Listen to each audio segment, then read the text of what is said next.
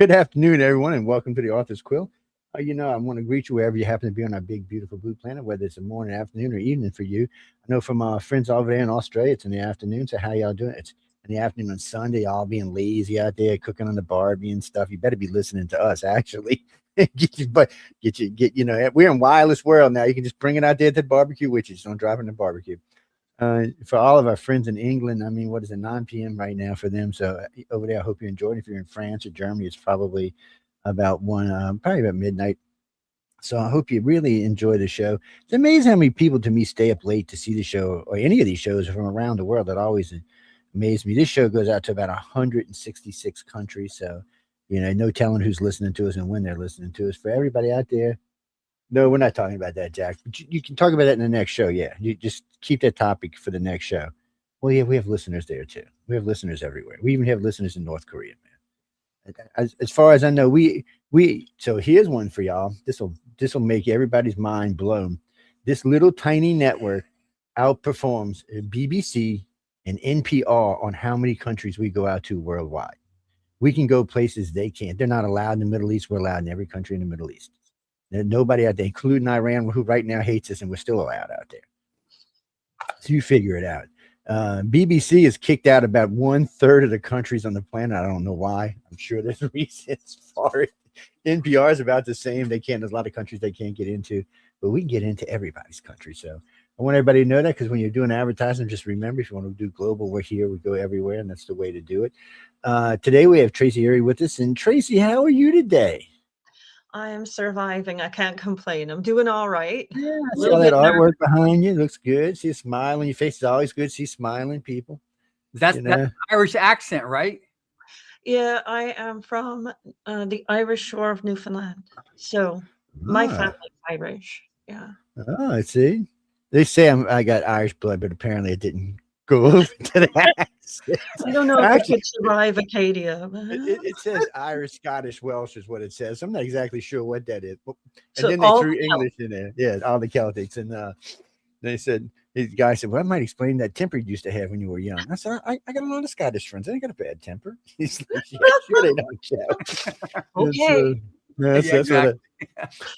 That's what I said too. And then somebody said, well, you're a Native American. I said, I hope not with Irish, man. I don't need no Native American Irish. But I might cause the end of the world. So I mean, what was it? When did you decide that you could do art? I mean, I'm always curious, because every illustrator tells me something different. Like, I was talking with a lady a couple months back who, I always ask this question, because a lot of them tend to like to draw on their walls when they're kids. Well, as a contractor, we used to have to go in and fix that stuff. And sometimes I'd walk in and see these little 3 and 4 year old kids, and I'm looking at them going, Jesus, these kids got talent. And just before I even met John and them, I'd tell their parents, you should, get them in some art school or something. I mean, these kids got talent. As I'm painting over their wall, getting rid of it off the wall. We'd always take pictures. That we would collect pictures on that stuff. So we got them somewhere. One day I'll probably put them all up. But I'm just curious. I mean, what was it? I mean, what age? Because it's different for different people. Yeah. I think I don't remember specific age, because what happened was I literally have this memory of going downstairs into the spare room where my mum and my dad were having this lovely argument about whether to put carpet or keep the tile. Now, the tile looked like muck, so I was against tile. I was not pro tile. But I was very small, and they left to go upstairs because they thought it was getting too loud. And so I took the Sharpie marker they left on the floor and drew an enormous whale. Because I'm not pro tile. So Yeah, my mom came downstairs, she said, I guess carpet then. Yes, it's bloody carpet, man. So I always have drawn. I did draw on the walls. I was that kid. Yes. Well, it's funny, because about half of them do. And a lady I met down here local, she's a pretty famous artist. I asked her one day, I said, well, what inspired you? She said, oh, my mom and dad were divorced. And my dad came over to pick you up one day, and all my walls in my bedroom had been colored on with crayon. Now, she was like 14, 15 at the time. So he said, well, he took some pictures and brought it to a local art gallery, and they wanted to give her a job. Wow. She said, the kid, I mean, this is with crayon. She said, the kid is talented. They sent her to art school.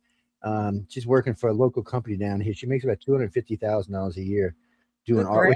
It's a what do you call it? No, it's not gaming, not this one. This is movie industry. Sorry, I couldn't get it out. She's good on her. Good She's on a, her. yeah, Yeah. she's their head illustrator at 26 years old. Oh my goodness, good on her. And Yeah. I'm even stunned, but that was a lucky break. I mean, he knew somebody, you know, he's seen his daughter's work. He said before that he used to go in that room and like, you better clean this damn shit out the house. But what a great trajectory for her at Yeah. 26. Yeah, Imagine. I'm amazed. Yeah. She's a Yeah. little demon now, though. Oh my God, she used to be such a sweet little kid. Now Yeah. she's Sarah. He spent too much time with you, Joe. No, not with me. She ain't blaming that one Yes. on me. That's it. That's too much dinero at too young of an age. But Oh she, dear. yeah. So I mean, see, so you'd have been getting in trouble. I'd be like, don't be painting on the walls, baby. I need to get you an S-list, and I go buy something to paint on. My daughters, I used to keep those big pads. Because all three of them were talented. It's funny because all three of my daughters are very talented. All three went to school for art, and my oldest son also went to school, and none of them ended up doing it. That could change. I mean, it Yeah, might it be could be. It could. they might be being like super sensible and have a full time and then just suddenly branch off into it. It's a little bit like my story, actually. That's how I How'd your got it. story go? Well, it's very much the same. I come from Irish people, and you know, they like garbage men and home moms and stuff like that. There's nothing wrong with that. I'm not trying to imply. But my whole outlook was to have a very practical job, make enough money to then do art. And that's what happened. I actually started going to Milan mastery program, that art school online. It had been only for people who were in Florida, but then they branched online. I was Yeah. like, I'll do it. And that actually gave me the confidence to start doing things like Illustrators of the Future. Because before that, I thought, no way. There's just no way. If you go to their website and you see how many countries they're in and such a big event, you kind of get a little intimidated, especially someone who's an introvert like me. So Yeah. my confidence a lot. Well, one thing you're going to find is a bunch of like-minded souls when you come out to LA as an illustrator, you know, because a lot of the other ones too are introverts. And what we're hoping to accomplish, Joe and myself, between now and April, when you're flown out, is you'll feel much more comfortable around us and around the fellow winners. So it makes a faster start of the workshop.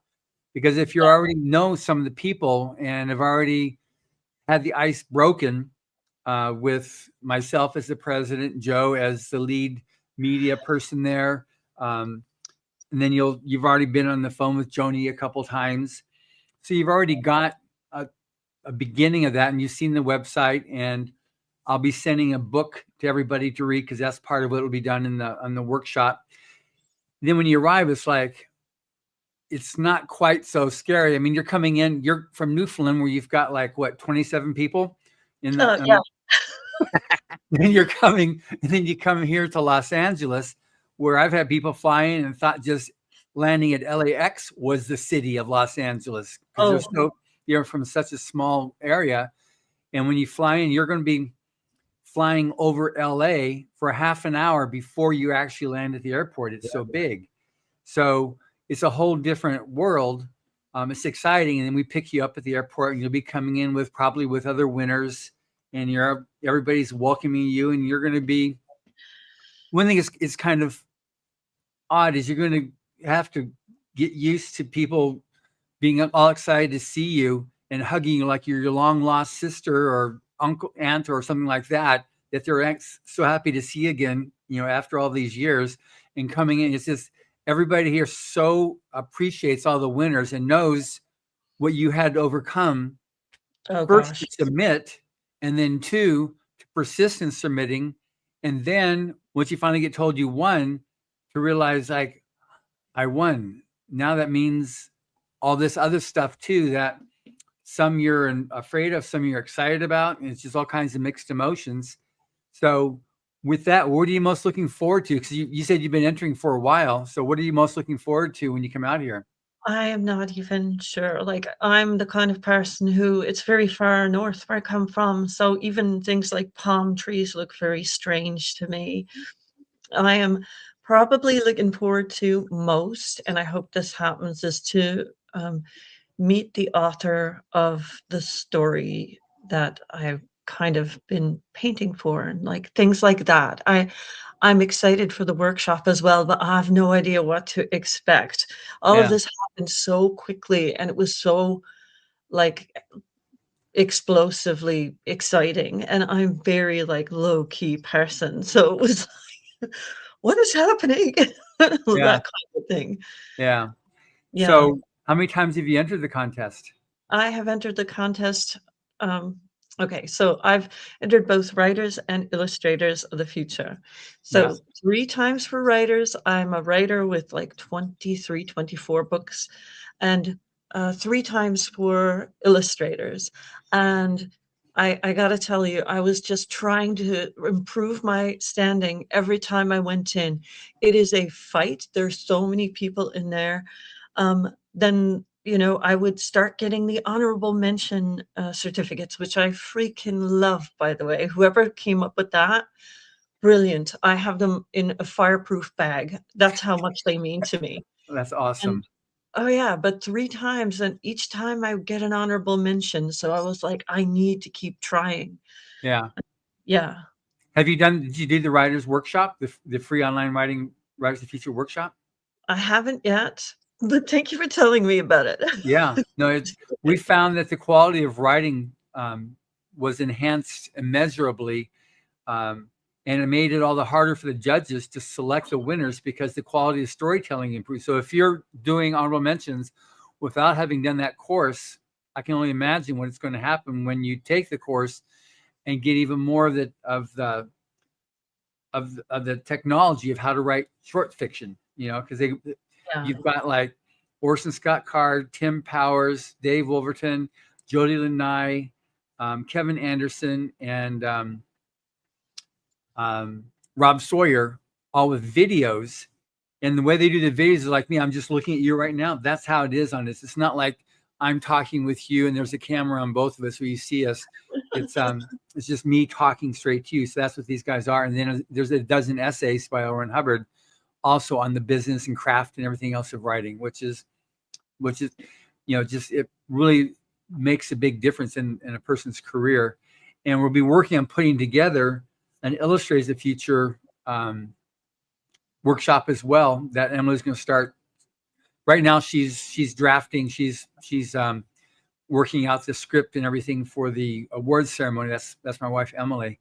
But when that's done, we'll be working out doing a similar workshop for Illustrators of the Future, which we're excited about. But anyway, so it's funny. We've got the judge who painted this cover here, Rise of the Future Volume 41, Craig Elliott. He's the art director for Netflix. He's been the art director for Disney and for other major studios. He knew about the contest from the very beginning, but he never entered because he thought he wasn't good enough. Oh, wow. Okay. So yeah, I know that feeling. That is a hard one to get by. Yeah. So by the fact of you being here talking to us and other people being able to relate to you, but then looking at the art that you've painted behind you. So you've got a painting there of horses. Like, tell me about that painting. Oh my goodness. That was inspired. I do a lot of YouTubing in the background while I'm actually either painting or getting ready to paint. Yeah. And one of the people I watched, Clever Cowgirl, these are her horses. She had just lost a horse. She isn't a rescue, but she takes horses that are wild and considered irredeemable. And she gentles them enough to figure out if they can be resold or if they need to stay with her long term. And so I was so inspired, and like it was so moving when she loses a horse. It's really rough. And so I painted her horses, and the whole concept is at the time she was in Montana, they're running across the plains carrying storms. So you have the storm clouds and you have thunder and lightning. So that's what brought this about. And yeah, I just get really inspired by stories. And I suppose that makes sense because I'm a writer. So Yeah. No, that's amazing. Now, just out of curiosity, do you sell your paintings? I do. I do sell my paintings. I have a lot of the original portfolio from when I was in Milan Art Institute on my website, and they're all about mythological women. So you'll find harpies in couture dresses and things like that, because I have a very noble, bright, if you're a writer, you may know that term, outlook on life. So Yeah. yeah. So I'm just curious then, because we have people watching this from all over the world right now. So that painting there, how big is that? Oh, that's about a 30 by 20 something, 28. It's not like enormous, but it's a good mental painting. It will go over your fireplace. Well, Yeah, yeah, that's it's good. it's got gold leaf and it's an oil. It's just a really beautiful kind of tribute to this person who raises and gentles and never gives up on things, on horses in this Yeah. case. Oh, that's You should sell it to Trump if it's got some gold leaf on it. You know how he likes gold. I doubt he would take this. Tell him, say it's 100,000, Don, but I'll give it to you for 50, man. You know, because you're the president. Maybe you should sell my paintings. Hey, look, I do a lot of that for a lot of people, but Yeah. it's funny. Well, it's weird because I see a lot of. So in the old days, I knew a lot of artists, and I still do. Before I met John, but not all that many illustrators. But since I met John, I know a lot of illustrators, and I tell people all the time. I said, "Y'all are hiring out of the wrong pool," and he's like, "What do you mean?" I said, "I can introduce you to tons of illustrators that are really good, that are probably right now you can catch them at a mid-grade price because they're just building their art." I said, if you wait 4 or 5 years, there's not going to be any of that, because I give like April. I don't think April sells a photo. I mean, a picture under $4,000, except for the little bitty ones. Yeah, she's a winner about 3 or 4 years ago, April Sullivan. Yeah. Solomon, The April dragon Solomon, lady. yeah. Yeah, she'll probably be around this year. She likes to pop up and show her face. Yeah. And she's very talented, but she doesn't sell herself short. Being an introvert, it's hard because when I was young, I was an introvert. You'd never know that today, but when I was trying to sell yourself when you're an introvert is a hard thing to do. I mean, It is. it's just not easy. And then somewhere along the line, I became an extrovert, and that's poor people of the earth. Then but it is doable. It is changeable, and I have watched the introverts change. So to put this in perspective, when you meet a bunch of illustrators, they're all pretty introverted, but once they get established and start to go, you'll notice something. When you meet the judges, they are not introverted; they are extroverted. They chat more than I do. And a matter of fact, one of them used to have a show on a network. She could chat. The thing of it is somewhere along the line, I guess, as you get more secure in who and what you are, it starts to fade away. And when you start asking for money, it has to fade away because you don't want to sell yourself short. Because all companies are going to try to get the best deal they can, regardless. Oh, that's worth 10. No, that's worth 10,000. It's it's just one of those things you got to wonder about. But You need to bottle that. I'll buy it. yeah. Hey, look, I mean, it just sometimes you just got to stay out there. Matter of fact, my wife used to give me shit when I was young. When I was, she said, "Why are you doing it so cheap?" I said, "Well, I got to get company." She said, "No, you don't do it so damn cheap." We used to fight about it too, and she was right. I was wrong, but it was just one of those things that happened to turn out to be. You just have to sell yourself. And once it started going up on my prices, sometimes I would just push customers just to see what I could get out of them. I'd say, well, I really don't want to do this job, George. Let's tackle an extra 10 grand and maybe I'll take it. And the SOB would say, sure, go ahead. I'm like, wait, what? I'm thinking I'm not going to do this job. I'm going to get out of doing this nasty job. No. I notice with artists and illustrators, it's the same way. I guess anytime you're doing work that deals with the public, you have to be able to understand how to sell yourself because in the end, they're going to try to get it. I watch them out there in the quarter haggle all the time. When you won $500 for that portrait, that's what it costs. Oh, you do it $250. Said you can go down there and get it done for $250. So after a while, and especially you get insulted sometimes because people look at you and say, "Oh, I'll give you, $100 for that portrait." Yeah, you kiss my, what? Excuse my French. I mean, sometimes it's just the way you got to be. I mean, you can't let people get over on you because in today's world they surely will. And that's a very good photo. That's a really good picture behind you. There's a lot of work in there. I can see a lot of detail from here. Yeah, it took a week or two to get this just into a place where it was ready to be varnished. And on the site, I do have, and I am in a kind of a more starting out area. Yeah. But I am really like dedicated to getting my paintings out there. I really do think they can make a difference in people's lives, being in people's hands, and maybe improve their outlook. For Yeah. sure, I have a very positive take on my art. Yeah. Now, one of the things when on the workshop, there's all kind of, you're going to have a portfolio review. So you'll be bringing your portfolio with you, but there's also these live drawing sessions. They'll have Yeah. models there, and you do the 5 minute, the 15 minute, the 20 minute, 30 minute, where they're posing, and then you do the different sketches on it like that. And then, so you're oil, but do you do other forms of art too? Oh, absolutely. I do charcoal, pencil. I have actually gone through the very exercise you're talking about. It's absolutely brilliant, really helpful. I did it as part of the Milan like mastery program.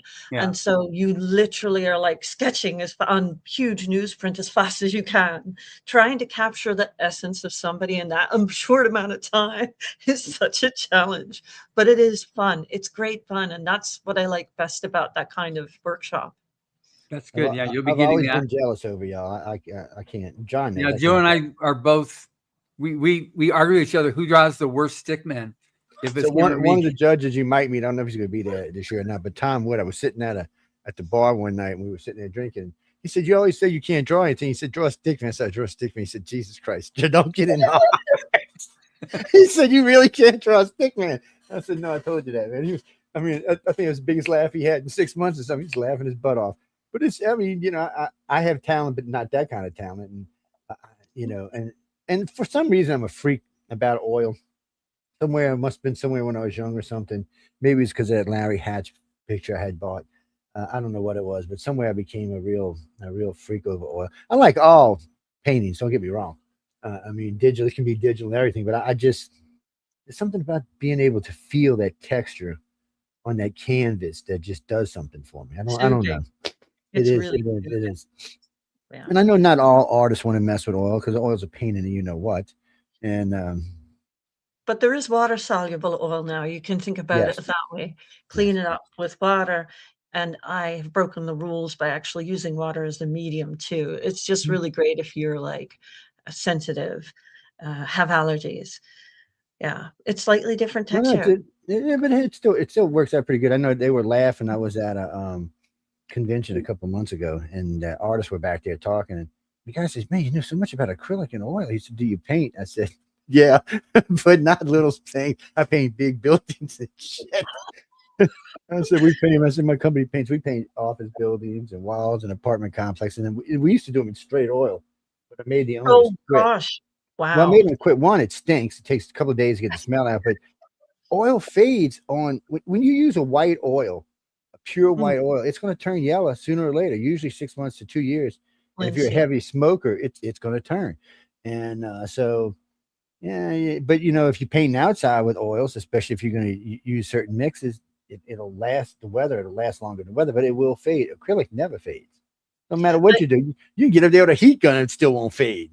But Joe, you can actually literally go outside, point at the building, and go, "You like that? I made that." Yes, well, that's true. If you come down to New Orleans after Katrina, I have the first apartment complex and the first office building up and running after the storm. So that'll always be in my history. And I had the first live broadcast done from someone from the city of New Orleans on I hate to say this, on a dial-up modem. Yes. Oh, wow. We couldn't get internet. We couldn't get anything. And then I remembered one of my old computers had a modem in it. I said, "I wonder if this thing still works." And that's the only connection that had power was the phone connection. Sure enough, I plugged it in. It came online. I was like, "Look at this." Well, the artist will find a way, right? They're incredibly gritty, resilient people. But you see, but being from New Orleans gives me a little more appreciation for art. And I've been to Boston and New York and Miami, beautiful cities. I've been out to LA and San Francisco, but for some reason, when you're in the heart of the city itself, in the old city, in the Rue Carré, the French Quarter, you can just feel the art. Everywhere all the buildings are done themselves in some kind of crazy art. And as far as painting go, every color of the rainbow is in the city of New Orleans. Just like it is in Pensacola, Florida. Every color of the rainbow is there. But I do see a lot of artists from out of town come in. Matter of fact, a couple of art galleries, the old art galleries that are 100, 150, 200 years old, they invite artists to come sit underneath the eave of the thing and paint That whatever they would be want to paint. cool. You know, and they all get out there. What gets me is they're all out there and they're still painting. And they're just chatting away, but they're not chatting with anybody else but the artist, but they're still chatting. And you're watching them, you're going, Jesus, man, it shows you when you have talent, you know. Flow, maybe just they get in a flow state, and it's okay then for I people think to it take is. pictures. Yeah. I think it is. You know, someone like you would probably love it. Not all artists are going to like it because it may be a little weird, but now I'll tell you one of the artists who makes a lot of money, because I think he's the only one doing it right now. So late at night, they let him read tarot cards in front of the church, in front of the cathedral. So St. Louis Cathedral's right there, big, huge cathedral. So you see all these table rappers out there reading tarot cards, making good money, by the way. And you'll see this one guy, he's out there painting each and every one of them. He does it. He always asks the person who's being read for permission because his faces are really, really good. So he always wants to make sure he gets permission. But he sits out there and he paints, and he gets up and he'll do the cards. So he'll do the whole scene on whatever kind of table it is, with part of the church behind it, whatever he thinks is in the division. It's really good. He said it makes a lot of freaking money. I think what a memory. Can you imagine? Yeah, that's and you know, a lot of people who are getting their cards read will buy the damn painting. As you would, like, who wouldn't want to? Like, that's quite a memorable thing. Yeah. I told him I wish I could paint, man. I said maybe we can make some stencils. Man, you painted the building. Give me that wine, maybe. Whoosh. I don't know, but it's incredible because y'all. I shouldn't say y'all, but artists get to go places and do things that most everyday people from wherever you are in the world is simply not going to grasp. So you're going to see a building or you're going to see a piece of something in one way, whereas everybody else is going to see it in another way. And that's what you're bringing it to life so they can actually see what you're seeing. I think that's one of the things I like about artists, because I notice down here, especially the ones along the Gulf Coast and all, they're painting. They like to paint in what do you call them? Pastels. They're always those light colors. I don't like those to start off with, but there's lots of them, and you can tell they're seeing this world differently than I'm seeing this world. Yes. And I hate to say it, but I like in their version better than I like in mine. So one thing I find fascinating is people like yourself, Tracy, because you're both a writer and an artist. And so quite frequently somebody is a writer and they think in terms of concepts to write, and then you have an artist that thinks in terms of imagery. And so when you know, I can talk about a bird soaring overhead, a writer will sit down and he'll write out conceptually what that is, and then an illustrator can take it and with the mind's eye just like draw it or paint it, you know. And I'm just, you know, I'm fascinated on both ends because it's both creativity, but then there's a smaller percentage of people like yourself that can do both.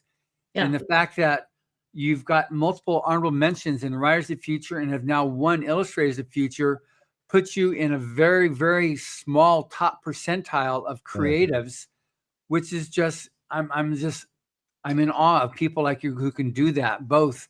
And, you know, so I'm very much looking forward to meeting you in person in April. But like, what inspired you to enter these contests? How'd you run across them to know to enter each or both? Well, the cycles that I run in, this is a contest that people know about, right? Yeah. So I also have a publishing degree from Western Colorado University, and Kevin J. Anderson does teach there, and he talks about this contest. And so while I was Did you take his course? Oh, yes, I did take his course. Yes. Oh, wow. He's fantastic and a wonderful person, really gentle person. I was definitely coming out of there feeling like, oh, maybe I should try this. But then one of the people in my class who is a technologist, and I am a technologist, was twitting me. He had so many patents and all this stuff, and and I only have one. And I was like, well, you're trying out for Writers of the Future, so I'm going to try out too. We'll see who gets there first. So it's a huge contest. And I don't know, but that he will beat me because he's really good. But it's like worth it because it's really hard. It's really difficult to do. I plan like the way I was planning for illustrators is I would plan to the whole year what pieces at the end I would curate that I would enter. So I'd have to find my best work, and I feel the same for the writing. That's good. Yeah. Because we also have Shree Fours. I don't know if you know her, CL Fours. She also took the class last year. She completed his program, and she had been entering both writers and illustrators. And she thought she'd win writers because she's had honorable mentions, but she won the illustrators of the future. And so she came out this last year as a winner for illustrators. She's still entering writers, but because she's trying to do both. We've had, I think, 3 or 4 people over the 42 years have won both. I'm very, very determined. That's one good thing about me. And I'm just like her. I'm already planning, like, how am I going to do this? What's next? Oh, that's and great. writers, I will keep in it. Every time I improve my skills, every time. So even if I don't ultimately win something, like I said, those honorable mention tickets to me are like gold. I love them. And I feel so accomplished, and I just grow more and more every time I enter.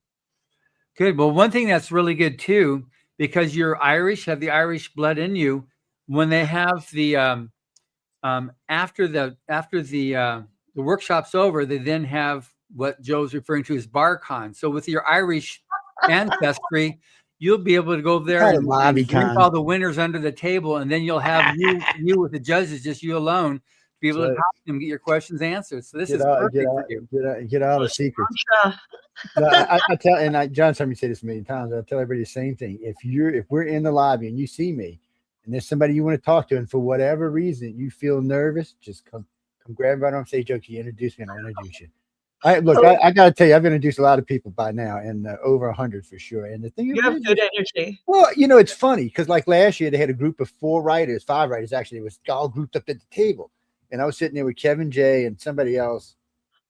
And we were just chit-chat. We weren't even talking about anything relevant. I think we were talking politics, actually. And we were just, which is a no-no, but we were just chit-chatting. And I kept looking at him, and I looked over and said, "You want me to get him?" We started laughing at this fight because we knew what they were doing. So I got up and I walked over there. I said, "You want to come meet these guys?" No, we don't want to. I said, I said, "Just come walk over here with me." And I said, "Sit down." And then I introduced everybody, and I got up, went and got something to eat. When I came back 2 hours later, they were still sitting there talking. Yeah. And it's amazing. But to be honest with you, and this was one of the hardest things for me to grasp when I first met these guys, is these judges truly want to give back. They truly want to see y'all. And what kills me is they want to get out there and talk. They like talking. And whether they're artists or whether they're illustrators or authors, they want to get out there and chat. Yeah, it's kind of funny. But I will tell you this little secret: the authors are much more extroverted. I mean, the winners, not the judges, but the judges are a little more introverted when it comes to authors. But it's kind of a funny thing, to be honest with you. I got interviews where I'm like, "Okay, we did 2 hours. We got to go." I know that wherever Kevin is, he's a very generative person, so he definitely believes in giving back. Yeah, that's true. Yeah, I've known Kevin, worked with him since the mid '90s, and because he entered the contest, Writers of the Future contest, like 17, 18 times. He never won. He pro'd out. So yes, that's a good way to go too. I will take that. Yeah, exactly. So so if you get yourself honorable mention, and then disqualify yourself because you now have sold professionally and can no longer enter the contest, that's a legitimate way to. Yes, that's another way to win. Yeah. Any particular writer or artist that you're looking forward to meeting? I don't I am eager to actually see Kevin. I haven't seen him in a long time, but I don't particularly have the artists that I would normally follow. I've been really blessed to actually get some of them in the art collective I co-founded. So say if you had Leoba Bruckner there, right, I would be falling all over myself to try and get her. But I've been lucky enough to get her into to help found Eclipse Art Auctions, which is the other big thing that's helped me grow so much as an artist. But yeah, I haven't seen Kevin, I think, in way too long, and he's such a good source of energy and inspiration. Yeah. And he's very soothing and calming at the same time, which is amazing for someone like me. I like things to be even key. So yeah. Well, that's good. Yeah. Mm. So yeah, we've got, I mean, it's amazing that the amount of talent we've got there is in the instructors and the amount of talent with all the winners, because now you're going to be there with, you're right now you're in your space in your home in Newfoundland. And then you're going to be here with 11 other illustrators and all these judges, and they're all creatives, and they're just like so like excited to be working with other creatives. It's a special thing. And then because you're a writer as well, you're going to be also next to 12 writers. And after the first day, we have the art reveal. So you'll meet your writer. Oh gosh, I can't wait. On the second day there, where after your first day of workshop, the end of that day, then we have a big room downstairs, which is your workshop room. We put easels, the 12 easels up, and we have all the paintings up there of the illustrations. And then you will be standing around the edge of the room. And then we open the door to the room and we let the writers come in, and they have to walk in. Everybody has to be quiet, and they walk in and they got to find and pick their painting. And then as soon as they stand by and say, I got it, that's your cue to walk up and introduce yourself to them. And that's when you become lifelong friends, and they're all excited to see their story illustrated. It's an amazing experience. It's one of the most emotional events that we have all week long. I was going to say the art reveal. Because I will be crying. Yeah. There's a lot of crying going on, so you won't be the only one. Yeah. I feel bad. There's a lot of crying goes on. Yeah. And you've got then the illustrators are already, are they going to be able to find my art? Are they going to be able to do this? Will they think this? Will they think that? And the writer is going to be thinking equally as introverted. Oh, I wonder if they even got anything out of my story. Could they even think of an image? Could they get something like this? Was it easy to understand? With totally stuck in everybody's stuck in their heads, And then you get there and you find out, oh my gosh, that was amazing. Oh, how'd you do? I had no idea how you came up with that. That's better than my image of what I had. That happens quite a bit, So like your concept of who he is or who she is or what that scene was is way better than what mine was, and it's amazing what happens on that art reveal. It is. It's one of the funnest parts of the time when you're there. And I'm very anxious, hoping and praying that the author will like this work. That's all. Sure. You and 11 other illustrators. Yeah. Oh, you think that's common? Is it common? Everybody has that same reaction. Yeah, everybody's got the same fear. But then also on the end of February, we haven't sent around the invitation yet. Emily's going to be sending it shortly. We're going to have the cover reveal. And that's the book cover, because nobody knows what it looks like yet. So the end of February. That's true. We're going to have, it's an artist named Cirello did it. We're not saying what it is or what the imagery is, but it's absolutely gorgeous. And Orson Scott Card, the author that wrote Ender's Game, wrote the story to that image. So they'll both be at that cover reveal. And so they'll both talk about it. And then you guys will all see each other. And then about a week later, we then have the artists, a little meet and greet online with the artists, where we show all three of the winning illustrations for the illustrators, the future winners. And then everybody gets to talk about their art, and you meet everybody. So that's another chance to meet everybody, and just further breaks the ice, so that when you arrive, then you're like, oh, wow, that was amazing. I love that thing there. Oh yeah. How'd you do that? You start getting that. So you're already ready to talk to the people based on what you saw at this event. So the whole thing is to like break the ice, and build up that friendship, camaraderie. So when you guys arrive, you can hit the ground running. Yeah, I This is mean, the one from last year right here. yeah, Yeah. I The have this camera's upstairs actually. Yeah. That's on my desk. Okay, now this one's kind of special because there's a lot of people's names in it, but it's just right here. But you see, and what'll happen is when John, well, after I get to finish reading it, it'll go up there as well. They stay up there all year long. So Yeah. any time, and it's not just this show because I host 5 shows on this network, 5 Holy different cow. shows. So all of that's up there for all of those shows. It's it sits up there, and anybody's I'm guesting on, or any TV shows I'm on with anybody else, or any other guests where I'm on, all that's back there too. People ask me all the time, what is all of that? Free plug. I should be charging them. That's a long story and a good one. It's It is. long, many stories. Yeah. But we keep it all up there. That way people can, people ask, and I'll just tell them where they're going to go buy it. Now I Yeah. just tell them, look, you can buy it anywhere. If you want it, if you really want the book, you can get it anywhere. Yeah. Yeah. If they sell books there, you can get it. I And try then to right keep after it the down. show this afternoon, right after the show, because we're done here, and then we have the next show after the next guest after this. As soon as it's done, then Emily and I start proofreading volume 42. So it just got given to us Oh, last. hey, Heidi. So we start the proofread this Exciting. afternoon for volume 42. The funny thing about this that I didn't realize when I was entering is the amount of community that actually brings you into.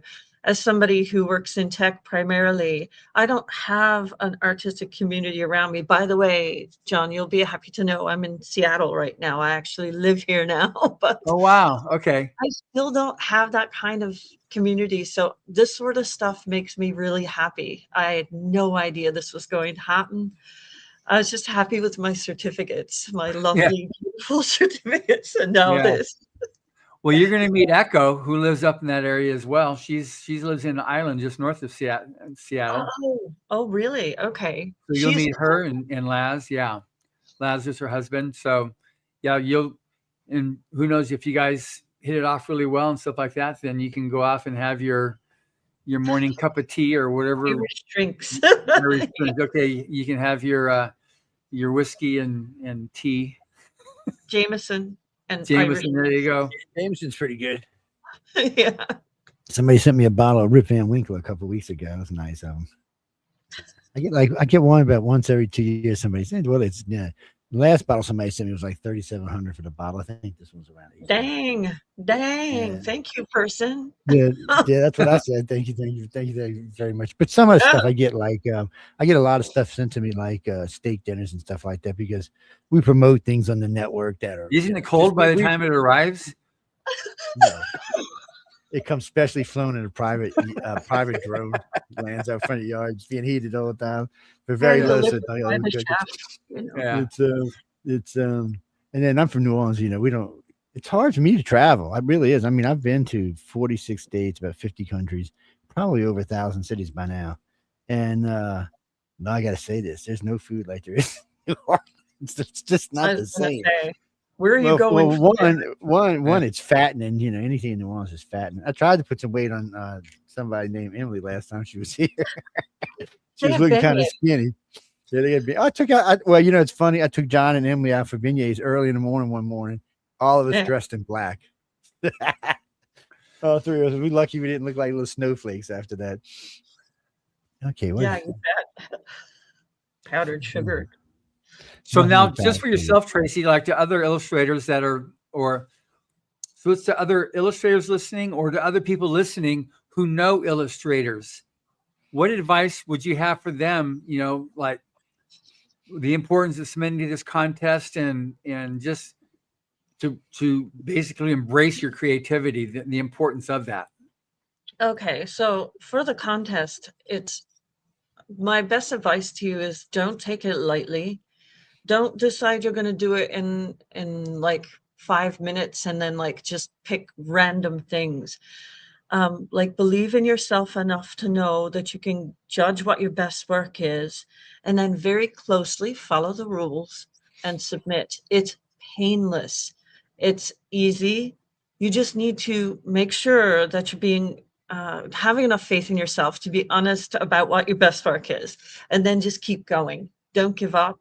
Have grit, and that will get you through for sure. Because there are a lot of people out there who will tell you that your art and your work it doesn't have any value, but it has more value than it ever has before in today's world. It's authentic, human generated, real artwork. So just have faith and love what you do enough, and then follow the directions.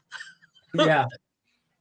Yeah. Well, I just did a thing on the first readers for the writer contest, and so many people just will get rejected because they don't do that simple thing of just like submitting it, following the directions.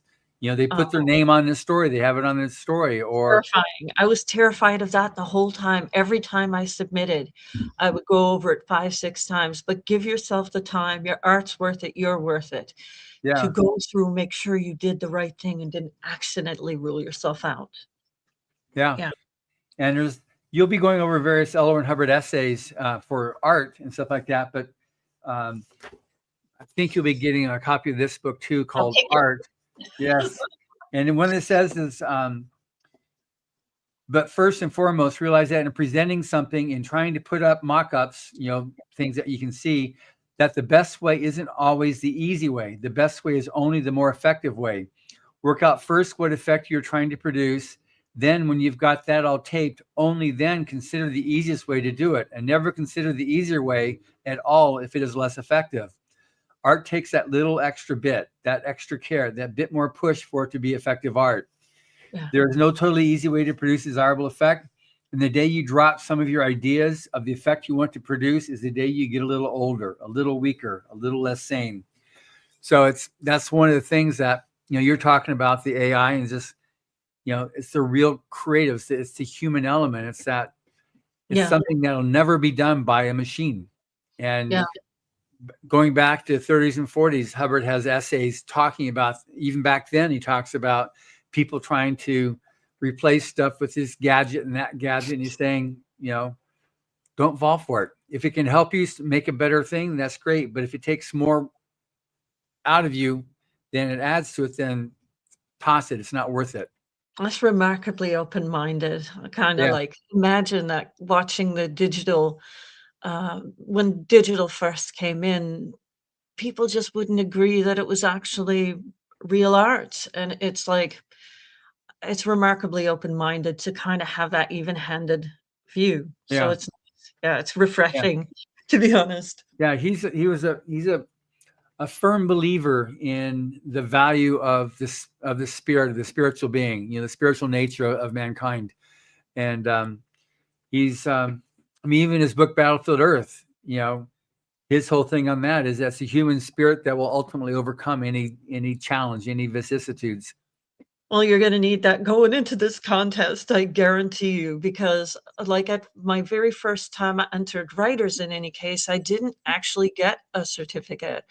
I did the second 2 times I went in, and you just need to have enough faith in yourself to go, okay, well, I'll just continue to improve writing, and I'll believe in what I can do and keep going, because it is so easy to give up on yourself when you're in a creative field.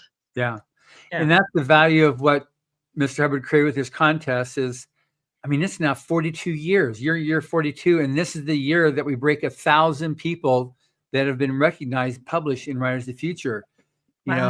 His confidence in the arts and in the artist is profound, and his belief in you and all the other yous out there, and even the people that don't make it. But we don't tell people. All we say is that there's thousands of entries every quarter, so there's a lot of competition for this, and so the fact that you won definitely plays considerable testament to you as an artist. And then in the event that you do win the writer contest, plays, again, you'll be number 4 and number 5 in 42 years. And a lot of people have tried. I have a lot of grit, though. I'm very determined. Good, so good. We'll be back. All the more reason, Joe and I look forward to meeting you in April when you come out and sharing that whatever you're bringing with you. We can't say. Yes, that. Thank you. Exactly. Exactly. Yeah, I really appreciate this opportunity and the contest itself, which has so shaped the last several years of my life to the betterment of my skills. It's been Which is amazing. great. Yeah. And then Joe just likes it. Joe and I just put this caveat in there is as your career builds and grows, and by the time you become rich and influential and famous, just remember us little people in the beginning of your career. When you stand on that red carpet, we go, oh, we want to interview. Yeah. You're crazy, but thank you. I love your hearts. It's great. Well, we're playing the long game, the odds number here. We know some of y'all going to make it no matter what. By the way, reason you kept seeing me flip the screen up and down a little while ago, and you were just on it by yourself there, is we were actually looking at your painting, is what we were doing. So okay. I'm looking at, I mean, there's some serious. So you'll hear me because I talked to him, like I'm looking at all the shadow, especially down his throat, down the side. I mean, where the muscle tone is. Yeah. The jaw, the eye, the hair. Nostrils look like I could stick my damn finger in them. They look so real. Well, I used to own horses, so excuse me. Sometimes you had to grab them like that to get around to get the bit in them. Well, they definitely would pay attention if you did that. Yes, they do. And I know I do when my wife does that to me. Ladies and gentlemen, let me tell you what, horses hold a grudge, people, just so y'all know ahead of time. He's not lying. They're kind of like a cat. They hold a grudge. I'm just warning y'all. The horse will get even somewhere along the line. Mine used to like to run up against the fence and rub my leg on a barbed wire fence. Ouch! Yeah, he just do it just enough so I'd push him off. But I mean, through here, I mean, the legs of everything is so detailed as you go through it. And I'm such a freak over color and shadowing. Partially that is because one of the judges kind of showed me what I was actually looking at. I mean, I was showing I really like this. I really like this. Well, Echo was really good about it. I said, that guy. And then she would actually explain to me what I was actually looking at. And that is awesome. And then some of the colors, and I also like a lot of color and things. And see, you've got a lot of color in here, but you got a lot of subtle color in here. So it's not like overpowering, because you can kind of see this brownish. It kind of sways through a couple of colors here and it switches down here. This looks like something I'd see on a Golf Coast right here.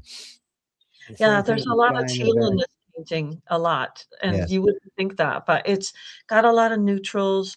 It's got a nice sophisticated color story that goes with it, but the heart of this is these beautiful creatures like carrying storms across the plain.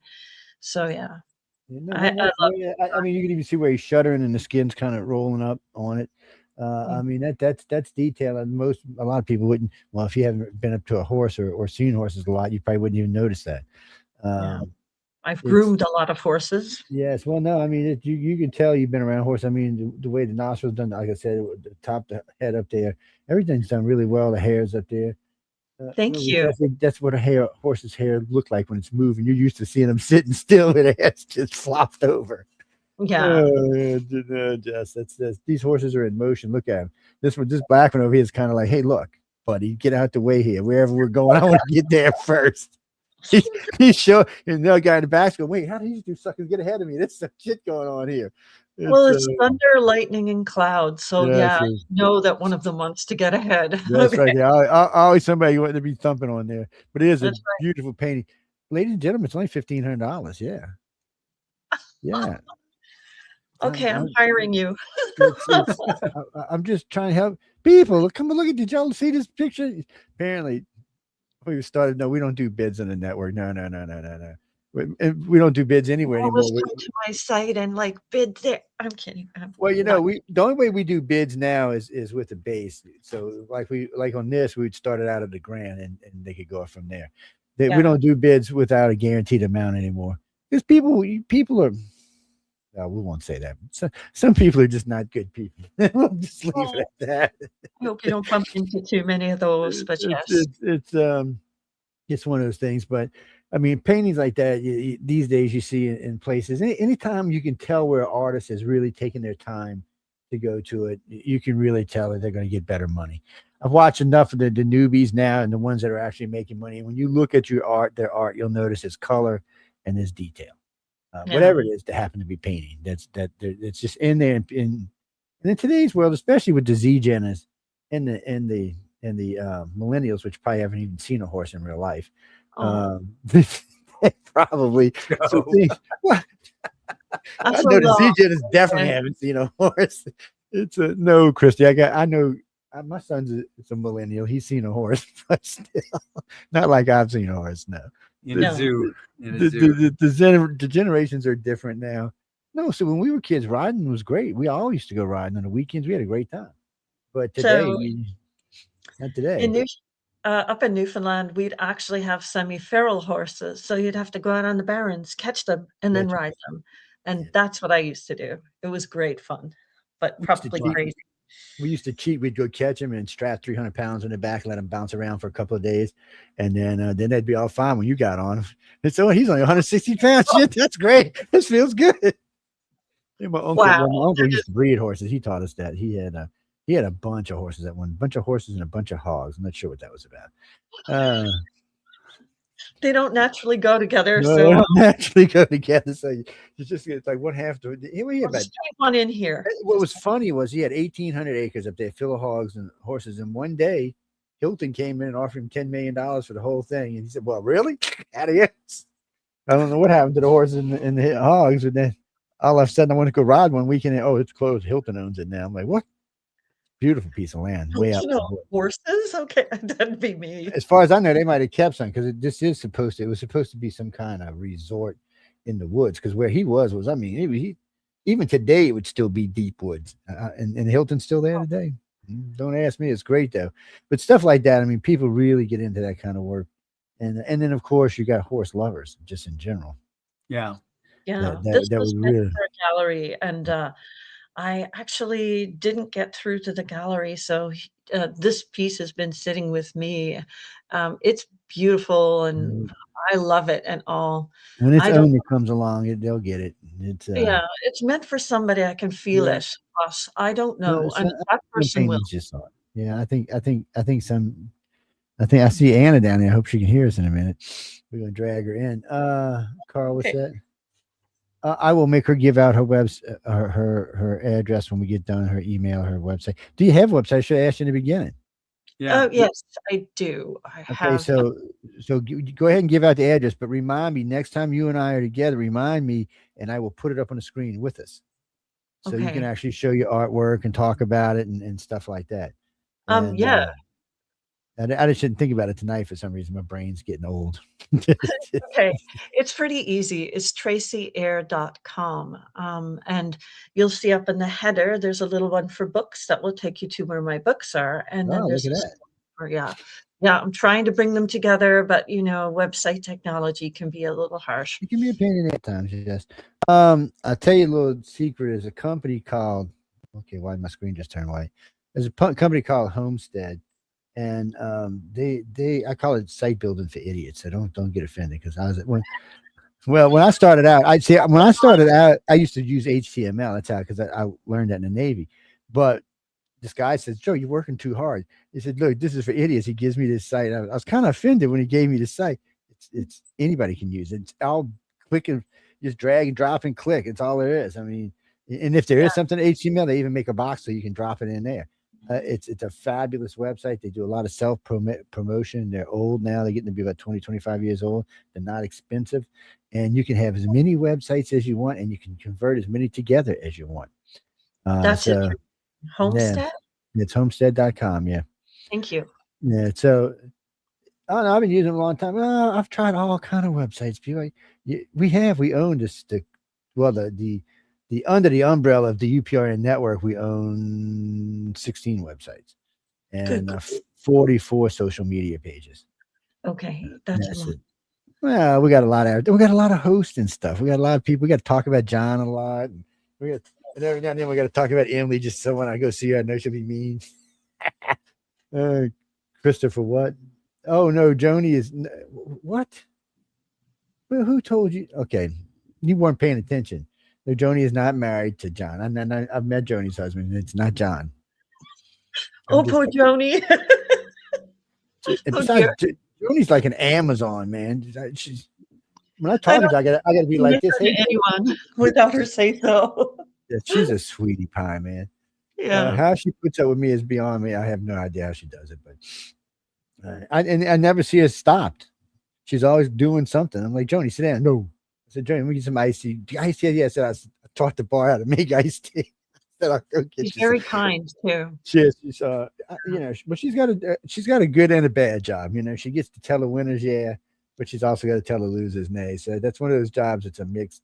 She almost Real gave me a heart attack. She was basically like, okay, you need to sit down, that kind of a thing. Are you oh ready? shit! I was like, what happened? You did it. And I was like, no, what? Because it was so fast. Oh, Yeah. she needs to get her a little picture thing of some destroyed artwork and say, well, this is how it arrived. I don't know what we're gonna do. Oh God. We're talking about Joni. Christopher, you wouldn't know Joni. The only way you're going to meet Joni is if you're a winner or a loser, or if you happen to be at the event. That's yeah. Or if you know, no, that's the only way you're going to meet her.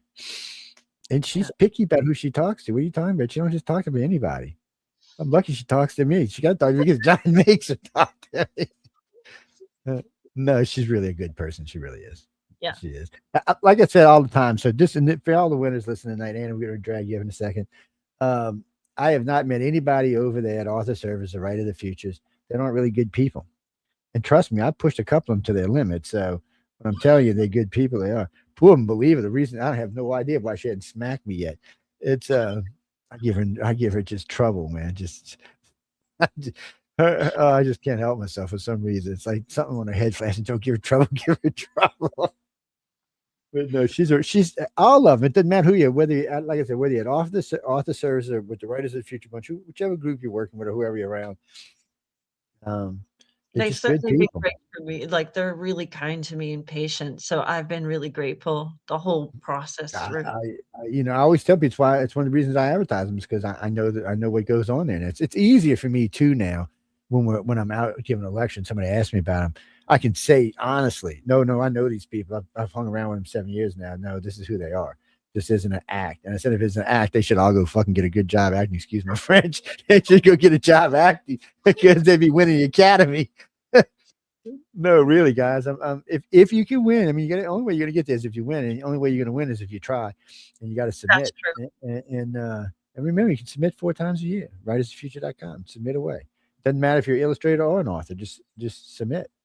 I've been trying to get my son to submit. I've actually read some of the stuff he's written. He's not half bad, but he's not going to submit. He's just not going to do it. He's and he's going to do it even less because Dad says it's halfway decent. I said, dude, I work with all these writers. He's like, Dad, but you're just going to say that. I said, no, if it was bad, I'd say, God dang, son, what's wrong with this? You know how I am. It's because we tell people all the time, if you think you're a good illustrator or a good author, don't ask mom and dad. Go find some real critics and ask them and see what they have to say about it. Well, John, sometimes mom and dads will be honest, but most of the time they're going to be like, oh, no, that's pretty good. And even though it was horrible and looked like somebody, ran over with a car. It's just one of those things. Wait, let's see if Anna, let's go see. Oh, there's Anna. She's on the stage with us. Anna. Hello. Can you hear me? Yes, we can. How are you? Good. How are you guys? Good. Do you have a face? I unfortunately do not have a webcam. Uh-oh, she's be walking around the thing with no face on. That's weird. Oh, we know her. That's Anna. I'm sorry. So anyway, so nice to almost meet you, Anna. It's nice to meet you guys too. It's I can't see. So we've enjoyed the first hour here with Tracy, who's from her roots are in Ireland and from Newfoundland and then now in Seattle. So what's your lineage? Where this lifetime? What's your hail from to where you are now? I grew up in Southeast Missouri. Yeah. In a very rural place, and now I'm currently going to college in Central Ohio. Okay, well, good. So, so I guess how'd you get familiar? How'd you first encounter the contest? I think initially because I applied to it, I think a few times. But how'd you find out about to apply to it? I was just searching up scholarships to fund my college. And I think that contest was listed on one of the scholarship websites. And so I applied to it, I think, a few times. Yeah. Good. That website's everywhere these days. It's, Yeah. I mean, it's everywhere these days. It's Now, a- do you so- have if you have a website? How about let's do this? Put your website in the chat so Joe can pull that up, and then we can hopefully see your headshot in there and some of your art. Because all we see right now killing is man. US webcam utility with a plug. That's because you don't have a camera. That's all that means. That's why you see that on the screen. That's actually something I'm working on currently as a junior is curating a professional portfolio website. So I unfortunately don't have one ready for that, but I can Do you show have you. Instagram or? I do have an Instagram. I can show you that. What's it? Don't start talking about food, Jim. Save that for the next show. Yeah, I'm already hungry, man. Let's not even go there. You want to know what time I woke up to do the show today? The show's at 3. I woke up at 1:23. So you could have gotten another half hour of sleep. It was Come on. all John's fault. He was in my head dreaming with me last night. I was like, get out of my head. No, because John's fault was probably up at 6. No, so I didn't go to bed. I do a show. We do news on Friday nights, and it ends at 1 a.m. And then we usually chalk an hour. And then a friend of mine came by and said, you want to go to the casino? I'm like, no, my foot hurts. Come on, Joe, let's go to the casino. I'm like, no. So we didn't go to the casino, but he stayed here and bugged me till 5:30 in the morning. And then I said, okay, I'm going to go to sleep. And right as I got in bed, my 2 chihuahuas decided they needed to go outside at 6. So it's nothing like having chihuahuas, people. It's like having kids. No, I'm serious. Did send a link to my Instagram in the chat. It should be coming up. Yeah, I already grabbed it. It's people, you're making me log in for Instagram. Get out of here. And I should be logged in for Instagram. You mean you log out? Just what I'm saying. I'm on Facebook right now, so I should be on Instagram. That's up. I got it up, but let me go find out where I'm at and with y'all. And then also her pictures in the confirmation email from Carmen too, Joe. Is it? No, I'll go find it. John just likes to see who he's talking to. He's scared you might be like a demon or something. No, that's understandable. It's okay. Throw this up there. It's gorgeous. Oh, okay, there we go. It's gorgeous. Wow, I knew she had horns. There you go. Got some ears. I'm got no horns there. Yeah, go look in the top there. Yeah, I'm very Dungeons and Oh, Dragons. okay. So. No. Oh, And pointed ears. All right, she's gonna fit right in. It's because Larry comes every once in a while. Mr. Dungeons and Dragons himself. He likes to come and show off his dragon skills. Amazing. He's So do you do any like worlds or anything? I'm just curious. Because I see you got enough characters in here that you could start your own world. It's reason I ask is because I know a lot of authors, and sometimes they like to get like characters that they can see that helps them to write whatever world they're going to write, and it's kind of strange. No, yeah, I definitely have like a story in mind that I want to like further progress into like a graphic novel in the future. But that's something I've been trying to develop the past couple of years in college. Now, if we eat this Happy Holidays thing, we're not going to grow ears or nothing. I'm just kind of curious here. What we got a lot going on here. She looks like Bewitched girl. Yeah, that's a self-portrait that we made in my digital painting class. I can't think of her name right now. Damn. My family does joke about me having a lot of pointy-eared characters. So, but this photo right here, this picture right here looks like the girl who used to play in Bewitched, Samantha in Bewitched. I can't think of her name right now. I don't know why. It's called old age, John. That's all that is. My brain's going off somewhere else. When I remember, I'll come back. John should remember that too. Hey, get stop. Elizabeth Montgomery. Yeah, there you go. Elizabeth Montgomery, yes. Yeah, Elizabeth, thank you. She just kind of looks like her. That's all. All right, do I have to switch on here? No, I don't have to switch on here. Okay. Oh, yes, I do. See, that's Instagram threw me off to put me on Facebook. I couldn't even tell you what that was about, to be totally honest.